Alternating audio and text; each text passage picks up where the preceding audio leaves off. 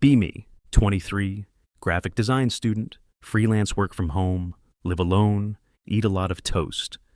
Most social interaction is ordering groceries online.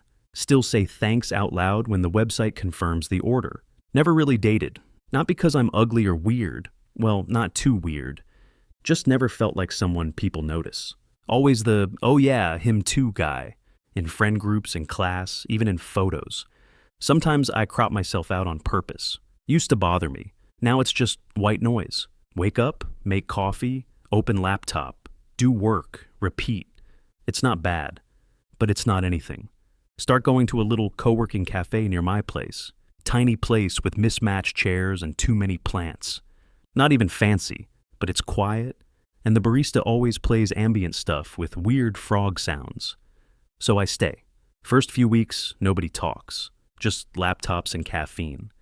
Then one day someone sits across from me. Not next to, not nearby, directly across. Bold move. She looks focused, headphones on, sleeves rolled up, doodling in the margins of some notebook. I try not to stare. Fail. She glances up, catches me, smiles like it's no big deal. I look away like a dumbass.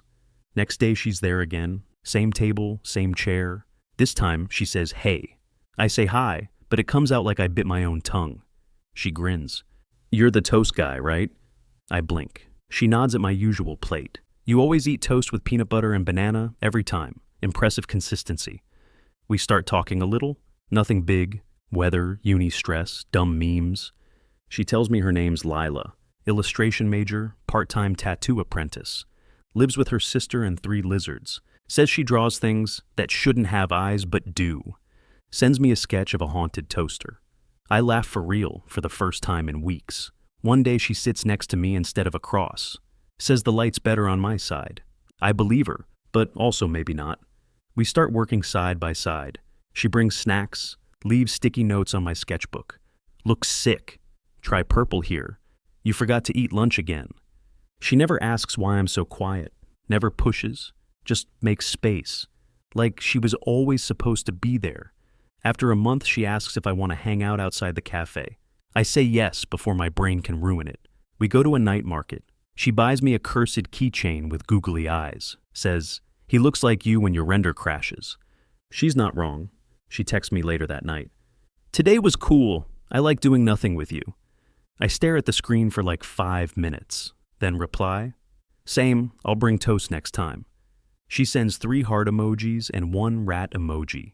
24. Quiet, anxious, running on toast and imposter syndrome. But now, I wake up to good morning texts with doodles of my sleepy face.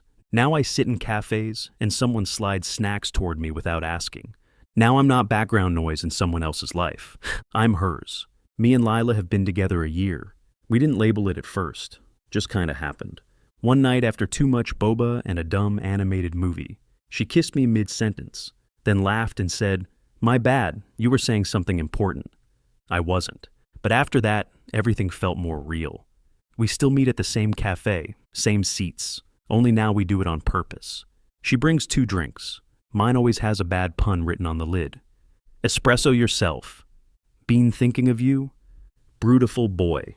I groan every time, but I keep all the cups. Sometimes we work in silence. Her drawing, me designing. Our playlists blur into one soft background. She hums without realizing it. And that sound calms me more than any playlist ever could. Some nights I stay over at her place. Her room's a mess of blankets, string lights, old sketchbooks. Lizards in the corner staring like judgmental uncles. She makes ramen at 1 a.m. and calls it fine dining. I pretend it's not the best meal I've had all week. She's seen me spiral, seen me freeze up mid-sentence. Seen me cancel plans and then apologize 6 times. Never once made me feel broken for it. Just holds my hand, waits for the storm to pass. Sometimes puts one of her oversized hoodies on me like it's armor. You look like a scared burrito, but like in a cute way. We don't do big anniversaries. No public declarations. Just small things. A new playlist she made called For When Your Brain is a Raccoon in a Dumpster. A key she gave me with a note. In case you forget, you have a place to land. A doodle on my mirror. You survived another day. High five, nerd. 34 now. Me and Lila still work from home. I design clean logos and interfaces. She tattoos weird little guys on people's arms. Her studio's in the garage.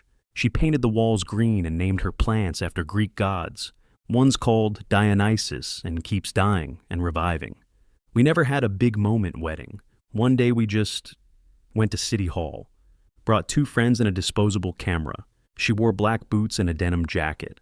I wore my best button-up and forgot to eat breakfast. She kissed me before the clerk said, "You may kiss." That clerk smiled like she'd seen 1,000 couples, and we still made her believe in it. Life's not perfect. We fight sometimes. Once because I threw out a perfectly good cardboard box she was saving for art. Once because I forgot to tell her I had a panic day, and she thought I was avoiding her. But we always come back to the same thing. Hey, still here, still choosing you. Some nights we sit on the floor eating cereal out of mugs. Some nights we don't talk at all. Just lean on each other while the cat, not Fridge, he passed, now it's a new one named Crouton, sleeps on our legs. We travel sometimes, nothing huge. Weekend trips to lakes. She takes reference photos for her weird art. I bring my tablet and work beside her. We don't do tourist things. We just exist in new places together. Last week she asked me if I still get scared. I said less than before, but yeah, sometimes. She nodded, then drew a tiny raccoon on my hand and said, "You're braver than you think, even when you're not." My face when 10 years ago, I just wanted someone to notice me. My face when now, someone looks at me like I'm the best part of the room. My face when I don't need to be enough anymore. I just need to be here, and I am.